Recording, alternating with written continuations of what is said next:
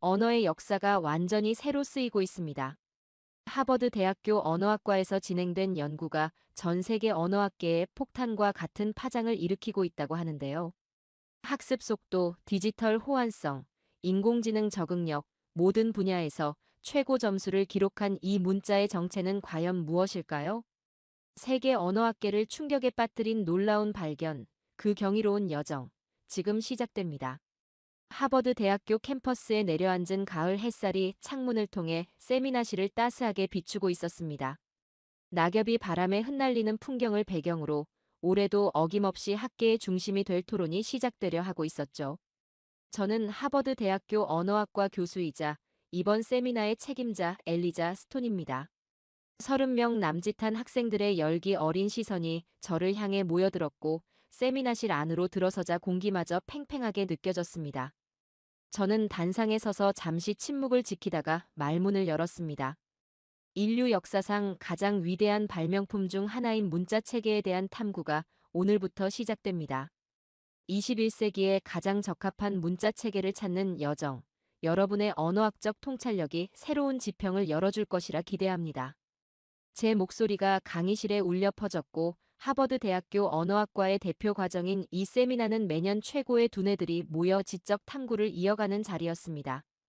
첫 시간은 언제나처럼 자유토론으로 시작되었고 학생들은 자신이 생각하는 최고의 문자 체계에 대해 자신있게 발언했죠. 각자의 의견이 날카롭게 충돌하며 세미나실의 온도는 순식간에 올라갔습니다.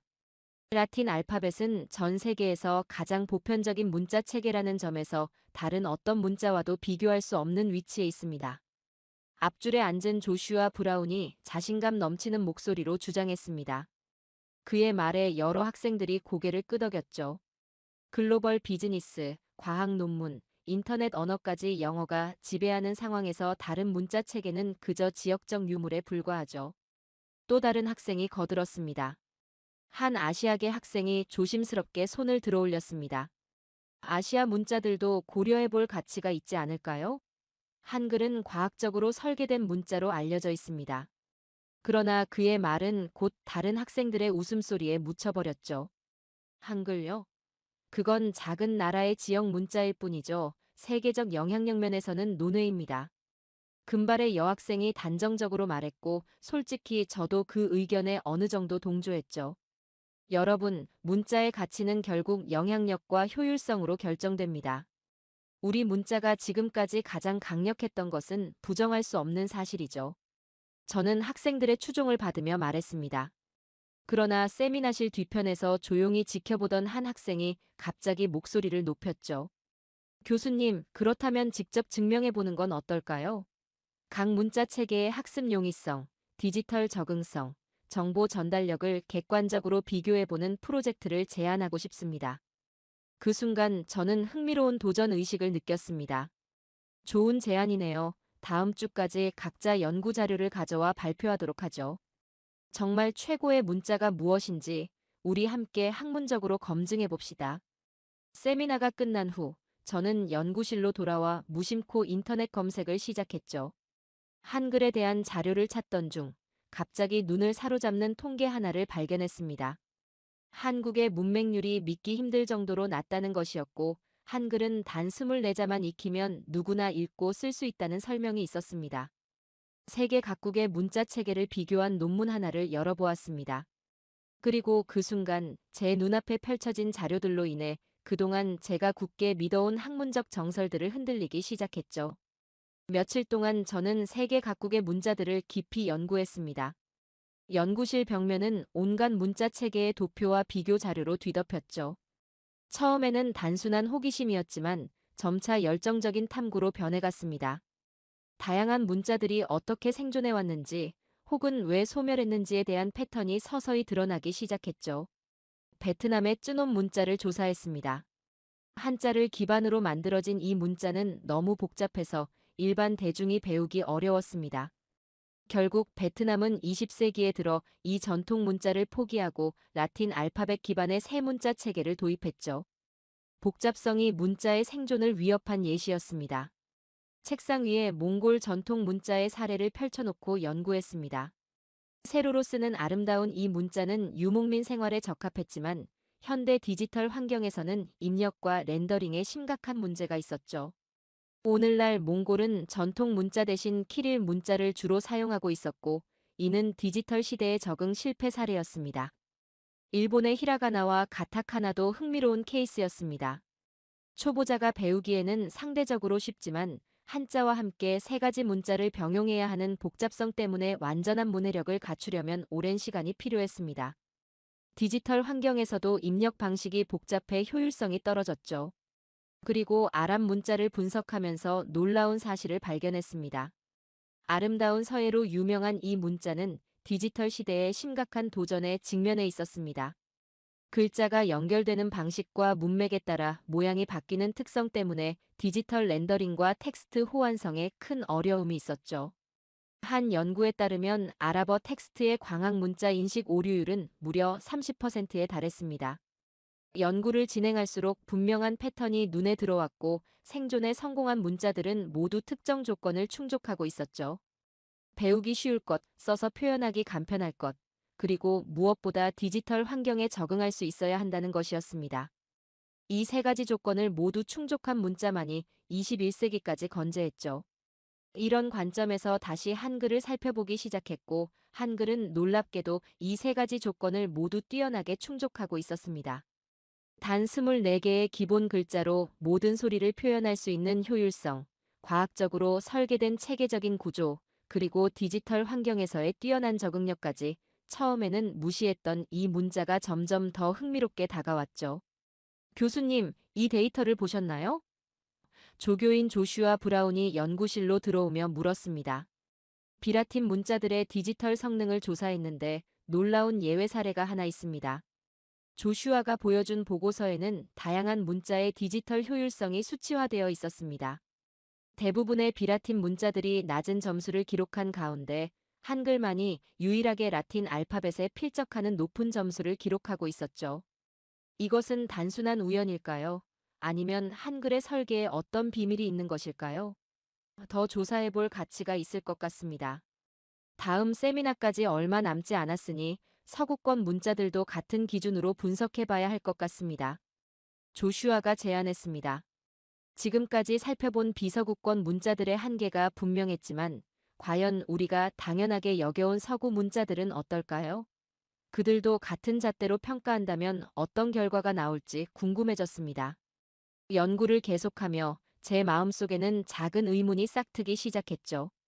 다음 날 아침, 저는 일찍 연구실에 도착했고 벽면에 붙여둔 세계 각국의 문자 지도를 바라보며 오늘의 연구 주제를 생각했죠. 이제는 서구 문자들, 특히 우리가 당연하게 여겨온 라틴 알파벳의 효율성을 객관적으로 검증해야 할 차례였습니다. 조슈아가 자신의 노트북을 들고 들어왔습니다. 교수님, 영어 철자와 발음의 불일치성에 대한 실험 데이터를 모아봤습니다. 그는 화면을 제게 보여주며 말했죠. 화면에는 영어 단어들과 그 발음이 정리되어 있었습니다. 저는 묵묵히 자료를 살펴보기 시작했고 단어 철자와 실제 발음 사이의 괴리가 수치로 명확하게 드러나 있었죠. 영어의 가장 큰 문제점은 이 불규칙성이군요. 단 하나의 철자 조합이 여러 가지 소리로 발음되는 경우가 너무 많아요. 저는 눈앞의 데이터를 가리키며 말했죠. 특히 눈에 띄는 예시들이 있었습니다. 같은 철자 조합인 OUGH가 단어마다 완전히 다른 소리로 발음되는 현상이 있었죠. 러프, 스로우, 커프, 소트와 같은 발음 차이는 영어를 배우는 학습자들에게 큰 장벽이 되고 있었죠. 이러한 문제는 점점 더 심해지고 있어요. 외래어 유입으로 영어의 규칙성은 계속 붕괴되고 있죠. 조슈아가 자료를 보여주며 이야기했죠. 다음으로 저는 독일어도 살펴보기로 했습니다. 복합어를 만들 때 단어들을 이어붙이는 독일어의 특성이 디지털 시대에서는 오히려 단점으로 작용하고 있었죠. 한 단어가 지나치게 길어져 모바일 기기에서의 가독성이 떨어지는 문제가 심각했습니다. 독일어 문법의 복잡성도 문제군요. 저는 독일어의 격변화와 성별 구분에 관한 규칙표를 보며 중얼거렸습니다. 다음으로 고대 그리스어를 조사했습니다. 문화적 상징성은 높지만 현대 디지털 환경에서의 적응성이 매우 부족했죠. 그리스 알파벳은 수학이나 과학 기호로는 널리 쓰이지만 실용적인 일상 언어로서의 기능은 제한적이었습니다.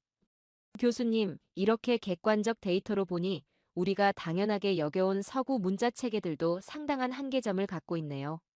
조슈아가 놀란 표정으로 말했고 저는 고개를 끄덕였죠.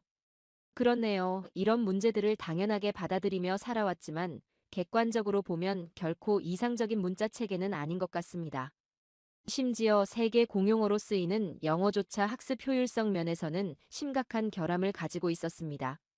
어떤 연구에 따르면 영어 사용자들은 올바른 철자법을 습득하는데 다른 언어 사용자들보다 평균 2배 이상의 시간이 필요하다는 결과가 나왔죠. 저는 벽에 붙어 있는 한글 자료를 다시 한번 바라보았습니다. 24개의 기본 자모로 모든 발음을 체계적으로 표현할 수 있는 구조, 각 글자의 모양이 발음 기관의 모양을 본떠 만들어진 과학적 설계, 그리고 자음과 모음을 조합하여 글자를 만드는 효율적 시스템까지 이전에는 무심코 지나쳤던 한글의 특성들이 이제는 놀라운 강점으로 다가왔죠. 우리가 지금까지 객관성이라는 이름으로 무시해온 것들이 많은 것 같습니다. 세미나에서 다룰 내용이 점점 더 흥미로워지고 있네요. 저는 생각에 잠겨 말하면서 창밖을 바라보았습니다. 학문적 탐구는 때로 자신의 믿음을 무너뜨리는 과정일 수도 있다는 생각이 들었죠. 하지만 그 무너진 자리에 더 단단한 지식이 쌓이는 것이라면 그 과정은 분명 가치 있는 것이었고 저는 다음 단계로 넘어갈 준비가 되어 있었습니다. 주말이 지나고 다시 연구실로 돌아온 저는 우연히 발견한 한 논문에 완전히 매료되었습니다. 체로키 부족의 문자 창제 이야기였죠. 흥미로운 사실들이 연이어 등장하면서 저는 시간 가는 줄 모르고 자료를 파고들었습니다. 세콰야라는 이름의 체로키 부족민은 백인들이 종이에 표시를 하고 그것을 보고 이야기를 전달하는 것을 보고 큰 충격을 받았다고 합니다. 그는 이를 말하는 종이라 부르며 자신의 부족에게도 그런 능력이 필요하다고 느꼈죠. 가장 놀라운 점은 세콰야가 문맹이었다는 사실입니다. 그는 글을 읽거나 쓸 줄 몰랐지만 독학으로 자신의 부족을 위한 문자를 창제했습니다. 이건 정말 경이로운 사례인데 저는 자료를 넘기며 혼잣말을 했습니다.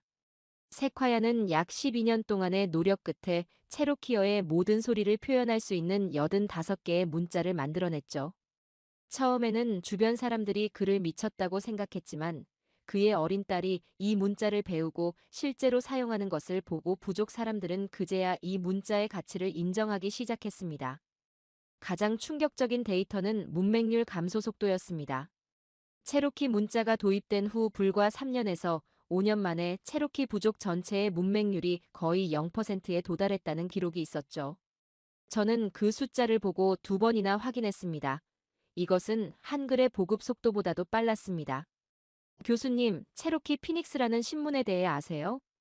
조슈아가 또 다른 자료를 들고 들어오며 물었고 저는 고개를 젓고 더 자세히 듣기를 원한다는 표정을 지었죠. 조슈아는 체로키 문자로 발행된 최초의 신문인 체로키 피닉스에 대한 설명을 시작했습니다.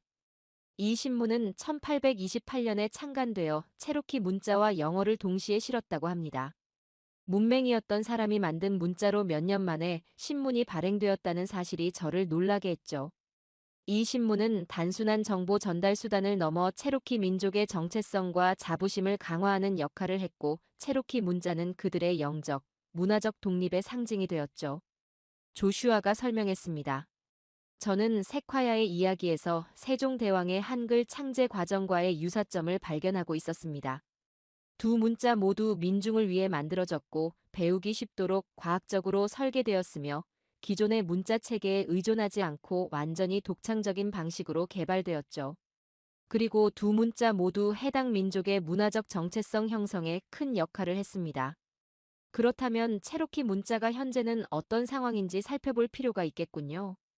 저는 생각에 잠겨 말했고 조슈아는 슬픈 표정을 지었죠.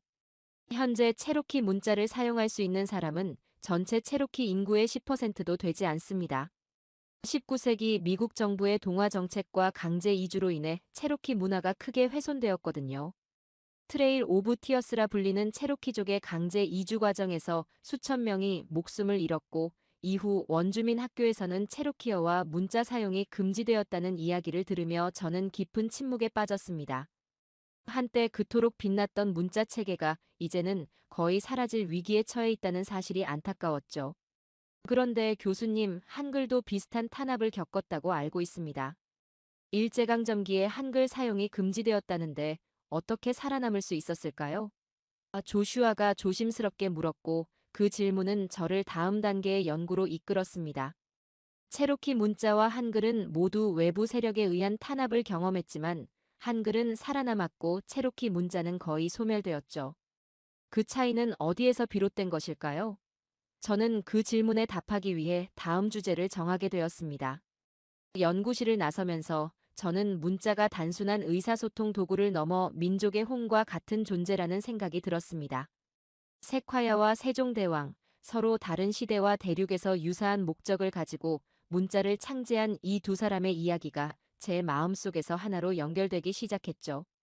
체로키 문자와 한글, 두 문자 체계가 걸어온 길을 비교하는 작업은 예상보다 훨씬 감정적인 여정이었습니다. 자료를 통해 만나는 역사적 사실들이 제 가슴을 무겁게 누르기 시작했죠. 특히 체로키 부족의 비극적 역사는 문자의 운명이 민족의 운명과 얼마나 밀접하게 연결되어 있는지를 보여주는 뚜렷한 예시였습니다. 1830년대에 일어난 체로키 부족의 강제 이주는 문자의 흥망성쇠에 결정적 영향을 미쳤습니다. 미국 정부는 체로키족을 비롯한 동부의 원주민들을 오클라호마로 강제 이주시켰죠. 이 과정에서 약 4천 명의 체로키인들이 목숨을 잃었고 그들의 문화와 언어는 심각한 타격을 입었습니다. 미국 정부의 동화 정책이 체로키 문자에 결정타를 안겼어요. 원주민 학교에서는 영어만 사용하도록 강요받았고 자신의 언어를 사용한 학생들은 체벌을 받았습니다. 조슈아가 자료를 정리하며 설명했죠. 불과 몇십 년 만에 문맹률 0%에 도달했던 체로키 부족은 현재 자신들의 문자를 읽을 수 있는 사람이 거의 없는 상황에 처했습니다. 이런 문화적 단절은 정치적 억압이 얼마나 한 민족의 정체성을 파괴할 수 있는지 보여주는 고통스러운 증거였죠. 반면 한글의 역사는 놀라운 대조를 이루고 있었습니다. 일제강점기에 일본은 한국의 언어와 문화를 말살하려는 정책을 펼쳤고 1938년에는 모든 학교에서 한국어와 한글 교육을 금지하는 법령까지 시행했죠. 그런데도 한글이 살아남은 비결은 무엇이었을까요? 저는 조슈아에게 물었고 조슈아는 자료 하나를 제게 건넸죠. 비밀 야학의 존재가 그 비결로 보고 있어요. 한국인들은 일본의 감시를 피해 비밀리에 야학을 운영했고 그곳에서 아이들에게 한글을 가르쳤죠. 자료에 따르면 농촌 지역에서는 모래 위에 손가락으로 한글을 써가며 가르쳤다고 하고 심지어 어떤 마을에서는 바닥에 새겨진 한글 문자가 발각되지 않도록 밤새 지키는 사람을 따로 두기도 했습니다. 그만큼 한글을 지키려는 의지가 강했던 것이죠. 체로키 문자와 한글, 두 문자 모두 외세의 억압을 받았지만 결과는 크게 달랐어요. 이 차이는 단순한 우연이 아닐 것입니다. 저는 생각에 잠겨 말했습니다. 핵심 차이점은 문화적 저항의 조직화 정도에 있었던 것 같습니다. 한국인들은 체계적으로 비밀 교육 네트워크를 구축했고 독립운동가들은 한글 보존을 독립운동의 중요한 일부로 여겼죠. 반면 체로키족은 갑작스러운 강제 이주와 지리적 분산으로 인해 그런 조직적 저항을 펼치기 어려웠습니다. 연구를 마치고 창밖을 바라보니 해가 이미 저물어가고 있었습니다. 저는 그날의 발견들을 정리하며 다음 연구 주제를 생각했죠. 연구의 다음 단계는 현대 디지털 시대에서 한글의 위치를 분석하는 것이었습니다. 수집된 데이터를 바탕으로 한글의 디지털 적응력을 평가해 보기로 했죠. 저는 하버드 컴퓨터 공학과와 협업하여 다양한 문자 체계의 디지털 환경 호환성을 테스트하는 프로젝트를 시작했습니다. 한글은 디지털 입력 시스템의 최적화된 문자 구조를 가지고 있어요. 자음과 모음의 조합 방식이 컴퓨터 코딩의 논리와 놀랍도록 잘 맞아떨어집니다. 컴퓨터 공학과 교수가 제출한 보고서에는 이런 내용이 담겨 있었죠. 실험 결과에 따르면 한글은 타이핑 속도와 정확성 면에서 라틴 알파벳에 필적하는 우수한 성능을 보였습니다. 특히 스마트폰과 같은 모바일 기기에서의 입력 속도는 오히려 영어보다 빠른 경우도 있었죠. 한글의 논리적 구조가 예측 텍스트 기능과 자동 완성 알고리즘에 매우 효율적으로 작동한다는 분석이었습니다. 저는 한국의 디지털 기술 발전 과정에 대한 자료도 찾아보았습니다. 놀랍게도 한국은 세계에서 가장 빠른 인터넷 속도와 높은 스마트폰 보급률을 자랑하는 국가 중 하나였죠. 단순한 우연일까요? 아니면 한글의 디지털 친화성이 이러한 기술 발전을 뒷받침했을까요? 한글의 가장 큰 장점은 음소 문자라는 점입니다. 소리의 최소 단위인 음소를 표현하기 때문에 자연어 처리나 음성 인식 기술 개발에 상당한 이점이 있죠. 더 깊이 조사하면서 저는 한국의 인공지능과 빅데이터 분야 발전에 한글의 구조적 특성이 기여했다는 연구 결과들도 발견했습니다. 한글의 체계적인 구조는 기계 학습 알고리즘이 언어 패턴을 인식하고 처리하는 데 효율적인 환경을 제공한다는 것이었죠. 교수님, 이 자료도 보셔야 할 것 같아요. 한국의 클라우드 컴퓨팅과 인공지능 기술 발전 역사를 분석한 논문입니다. 조슈아가 새로운 자료를 건네주었고 논문을 읽어보니 한국은 디지털 문자 처리 기술을 발전시키기 위해 초기부터 많은 투자를 했다는 내용이 있었습니다. 그리고 그 과정에서 개발된 기술들이 결국 클라우드 컴퓨팅과 인공지능 분야의 발전으로 이어졌다는 분석이었죠. 한글이라는 문자 체계가 현대 기술 발전의 숨은 원동력으로 작용했다는 주장이 설득력 있게 다가왔습니다. 한글의 디지털 최적화는 세종대왕의 설계 의도에서 비롯된 것이 아닐까 싶네요. 물론 세종대왕은 디지털 시대를 예견할 수 없었지만 문자를 가능한 한 논리적이고 체계적으로 만들고자 했던 그의 의도가 우연히 현대 디지털 환경과 잘 맞아떨어진 것 같습니다. 세미나 발표 준비를 위해 자료를 정리하면서 저는 문자의 역할이 단순히 과거의 지식을 기록하는데 그치지 않는다는 사실을 새삼 깨달았습니다. 문자는 미래 기술의 토대가 되기도 하는 것이었죠. 한글은 600년 전에 창제되었지만 현대 디지털 시대에도 여전히 최적화된 문자로 평가받고 있었습니다. 연구 결과를 발표용 슬라이드로 만들면서 저는 인류 문명의 발전에서 문자가 얼마나 중요한 역할을 해왔는지 생각했습니다. 특히 한글처럼 과학적 원리에 기반해 설계된 문자가 시대를 뛰어넘어 지속적으로 가치를 발휘하는 모습이 감동적이었죠. 이제 저는 처음 세미나에서 한글을 무시했던 자신의 태도를 부끄럽게 여기고 있었습니다. 엘리트주의적 관점에서 벗어나 좀 더 객관적인 시각으로 문자를 평가하게 된 것이 이번 연구의 가장 큰 수확이었을지도 모릅니다. 연구가 깊어질수록 한글에 대한 제 호기심은 더욱 커져갔고 어느 날 한국 문화에 관한 자료를 찾다가 놀라운 사실을 발견했죠.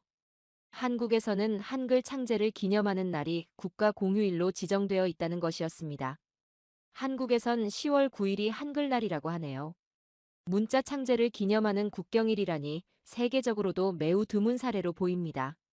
조슈아가 추가 자료를 보여주었고 저는 그 사실에 깊은 충격을 받았습니다. 문자를 만든 날을 국가적 휴일로 기념한다는 것은 그만큼 문자가 그 민족에게 중요한 의미를 가진다는 증거였죠. 영어권 국가에서는 상상할 수 없는 일이었습니다. 다음 날부터 저는 한글 학습을 시작했고 기본 자모 24개를 배우는 것은 놀랍도록 쉬웠죠. 자음과 모음의 모양이 발음 기관의 형태와 소리의 특성을 반영한다는 사실을 알게 되었을 때는 경이로움을 느꼈습니다. 이것은 단순한 문자가 아니라 소리에 대한 과학적 이해를 바탕으로 만들어진 체계다. 저는 연구 노트에 적었죠. 한글의 자음과 모음 조합 원리를 배우면서 저는 그 안에 담긴 철학적 의미도 발견하게 되었습니다. 기본 요소들이 결합하여 새로운 글자를 만드는 방식은 마치 우주의 기본 입자들이 결합하여 다양한 물질을 형성하는 원리와도 닮아 있었죠. 한글 창제 원리를 설명한 훈민정음 해례본을 번역해 읽으면서 저는 세종대왕의 과학적 통찰력과 민주주의적 정신에 감탄했습니다. 모든 백성이 쉽게 배우고 편리하게 사용할 수 있는 문자를 만들고자 했다니 당시로서는 혁명적인 생각이었습니다. 저는 하버드 동료 교수들과의 토론에서 말했죠.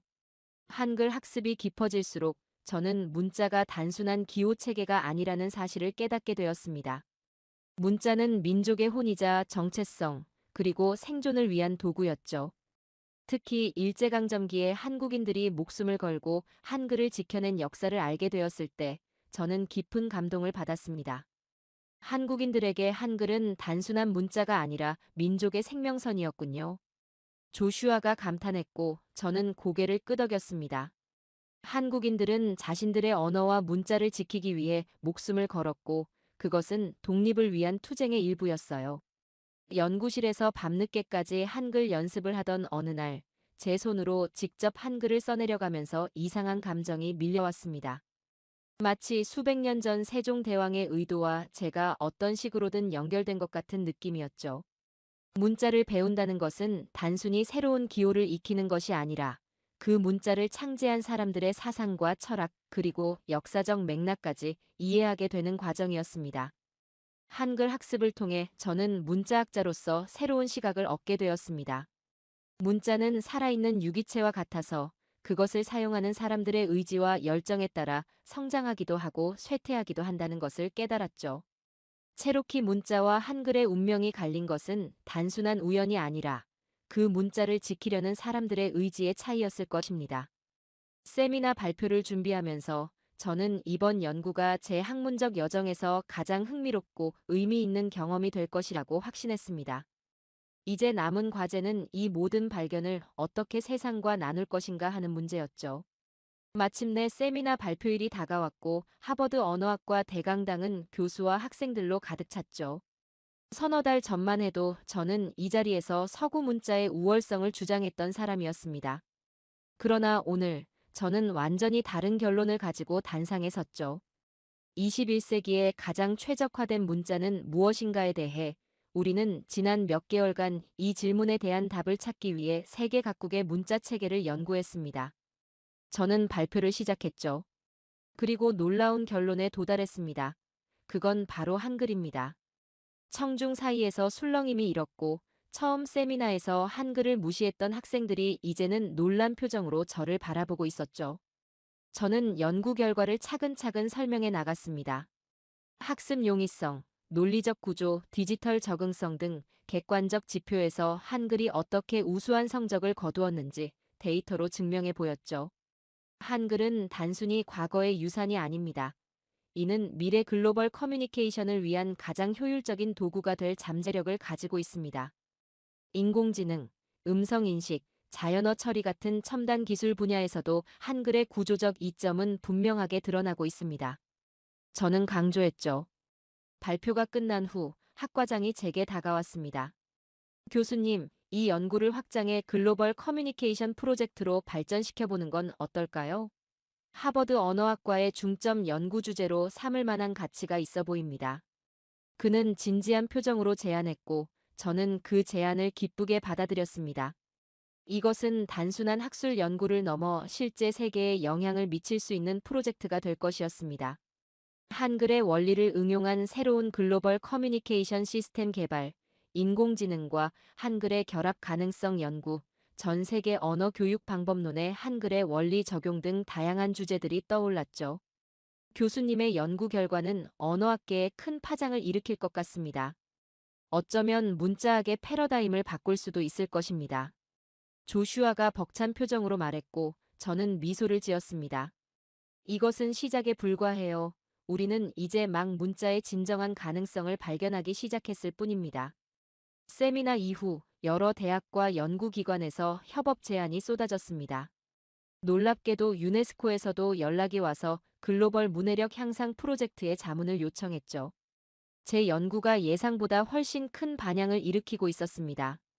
한글은 세종대왕이 창제하고 한국 민중이 목숨 걸고 지켜왔으며 이제는 세계가 그 가치를 인정하고 배우기 시작하는 문자가 되었죠. 한글의 여정은 문자가 단순한 기호가 아니라 인류 문명의 핵심 요소임을 보여주는 강력한 증거입니다. 저는 CNN과의 인터뷰에서 이렇게 말했죠. 프로젝트가 본격화되면서 저는 한국을 직접 방문하기로 결정했습니다. 한글의 탄생지를 직접 보고 그 문화적 맥락을 더 깊이 이해하고 싶었죠. 비행기 창밖으로 펼쳐진 구름을 바라보며 저는 이 여정이 제 인생을 얼마나 크게 바꾸어 놓았는지 생각했습니다. 처음에는 단순한 학술적 호기심으로 시작된 연구가 이제는 문자의 미래에 대한 깊은 통찰로 발전했습니다. 한글은 600년 전 백성을 위해 만들어진 문자였지만 이제는 전 세계 사람들을 위한 미래 문자로 그 의미가 확장되고 있었죠. 그리고 저는 그 흥미진진한 여정의 한가운데에 서 있었습니다. 자, 오늘의 이야기는 여기까지입니다. 오늘 우리는 세계 최고 학문의 전당에서 한글이 인류 역사상 가장 완벽한 문자로 인정받게 된 놀라운 여정을 함께 살펴봤습니다. 600년 전 백성을 위해 만들어진 한글이 이제는 디지털 시대, 인공지능 시대에 가장 적합한 미래 문자로 세계 학계의 주목을 받고 있습니다. 한글은 단순한 문자가 아닌 과학과 철학, 그리고 민족의 혼이 담긴 문화적 자산이며 세종대왕이 만들고 민중이 지켜온 이 위대한 유산이 이제 세계인의 보물로 인정받고 있습니다. 앞으로도 한국의 문화유산이 세대를 넘어 세계 곳곳에서 더욱 빛나는 감동의 이야기를 이어가길 기대해 주세요. 지금까지 우인스의 수진이었습니다. 오늘도 끝까지 함께 해주셔서 정말 감사합니다. 당신만의 해외 감동 이야기가 늘 당신 곁에서 따뜻한 순간으로 남길 바랍니다. 다음에도 따뜻한 이야기로 다시 찾아올게요. 수진이랑 우인스 다음에도 함께해요. 사랑합니다. 오늘도 행복한 하루 되세요. 우인수